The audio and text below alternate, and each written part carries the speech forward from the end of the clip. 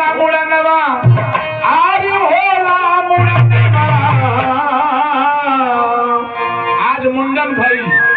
रविशंकर जी के दोनों लड़का लोग के तब मुंडन वाला गीत दुल्हन के की होला मुड़नवा आज होला मुड़नवा आज मोरे बबुआ के होला मुड़नवा आज मोरे बबुआ के होला मुड़नवा आज मोरे नागवन के होला मुड़नवा सब लोग संग मिल के गाई मुंडन वाला गीत होला मुड़नवा होला मुड़नवा होला मुड़नवा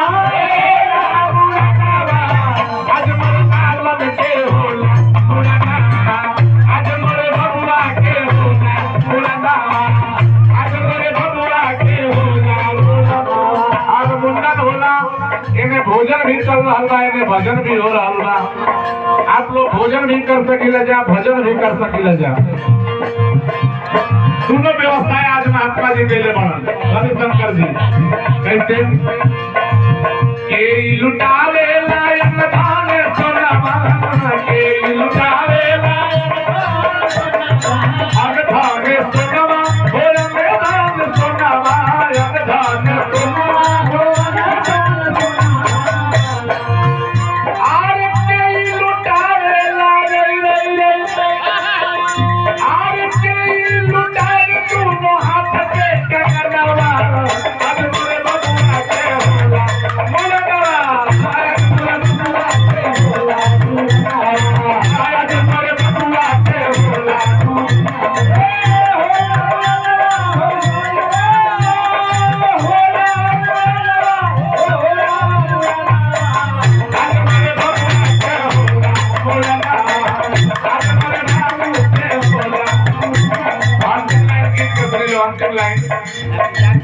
नहीं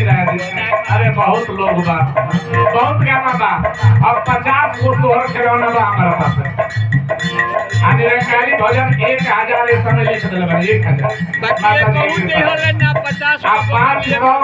500 इंटरनेट पर आ गई बा आप लोग अपना मोबाइल में हरि भजन दास ऑफिशियल लिखब लोग तो कुल भजन मिल जाए हरि भजन के भजन लिखब लोग को गाना आ जाए निरंकारी भोजपुरी भजन लिखब लोग सब आइडियो वीडियो में कुल माता जी बनवा दिले कुल गाना आ जाए आप लोग के मोबाइल पर भैया के फरमाइश पर संभव भैया के दुल्हन का करी विचार करो ए पिया का काती आई विचार करो ए पिया का काती आई विचार करो ए पिया का काती आई विचार करो ए पिया का काती आई अब दिलाई किसी करी दिलाई अब दिलाई किसी करी दिलाई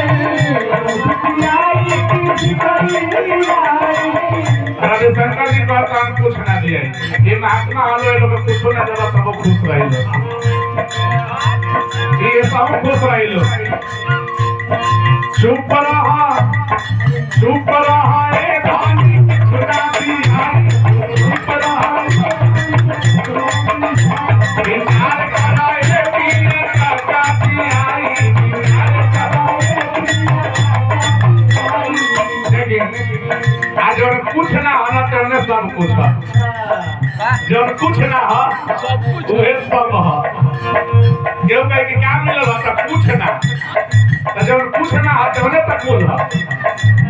खाली खाली तो माली है आई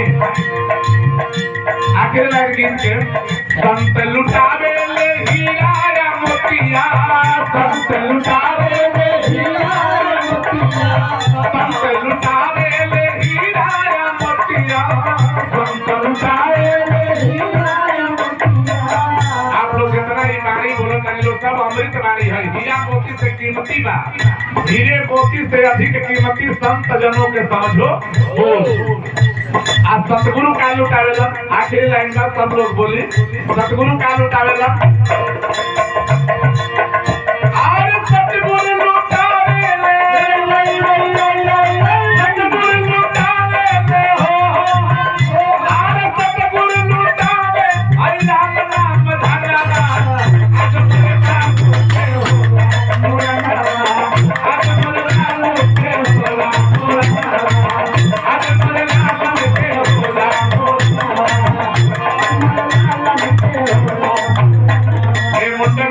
बलिया से भी हमने के गोपाल महात्मा जी आगे गोपाल वर्मा जी स्वागत बा आपके ये मुंडन संस्कार में ये प्यार वाला भी शंकर जी के ये प्रेम के चलते इतना लोग आए बना तो न्योता दिया तो उतना लोग ना आए ये सब बिना न्योता के लोग आए बा 4 घंटा ऐसे बैठल बा न्योता वाला लोग आए तो 5 मिनट में न्योता दे के कह के जाता नहीं और एक जगह हमें पार्टी वाला है के लेकिन जितना लोग आए बा प्रेम के चलते आए बा ये गुरु के प्यार बा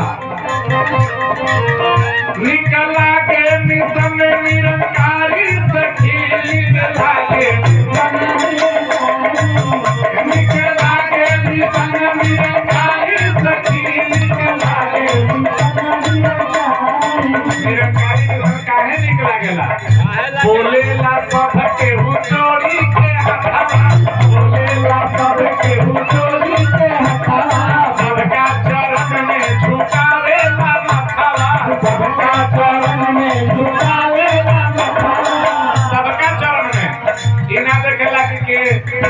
कौन धर्म के बा कौन बिरादर बा ये कुछ ना देखेला हमार गुरु इनके दरबार में ना कोई अदना होता है ना कोई आला होता है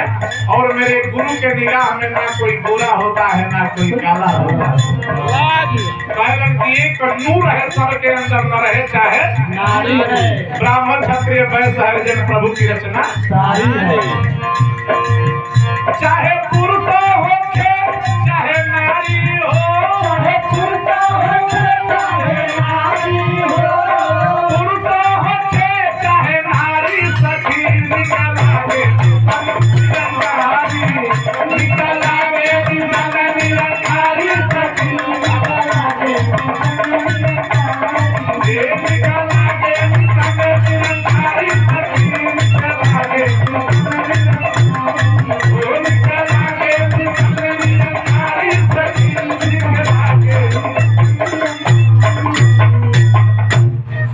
जी प्यार से कहिए सतगुरु माता सुदीक्षा।